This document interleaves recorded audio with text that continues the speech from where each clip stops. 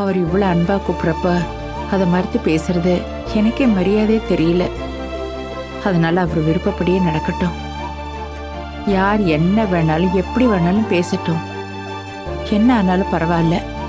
என் மாப்பிள்ளைக்காக நான் அங்க வரேன். எனக்கு ஒன்றும் பிரச்சனை இல்லை. அங்க மாப்பிள்ளை இருக்காரு, சிவகாமி இருப்பா, நீ இருக்க. என்ன பாத்துக்க மாட்டீங்களா? அவர் கோச்சிட்டு போறார் பாருமா. அவர் மனசை கஷ்டப்படுத்த வேண்டாமா. நான் வரேம்மா. போ, அவர்கிட்ட போய் சொல்லு. ஐயோ,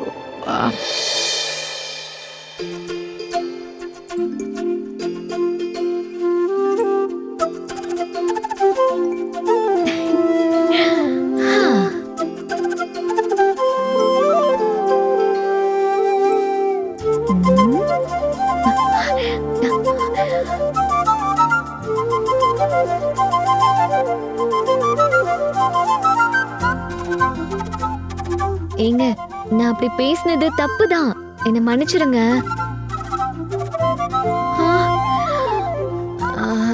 சாரி சொன்னா மன்னிச்சிடணும், திரும்பவும் கோச்சிக்க கூடாது. என்கிட்ட நீ பேசாத. உங்க கூட பேசக்கூடாதுன்னா அம்மா நம்ம வீட்டுக்கு வர சம்மதிச்சுட்டாங்கன்னு உங்ககிட்ட எப்படி சொல்றதா?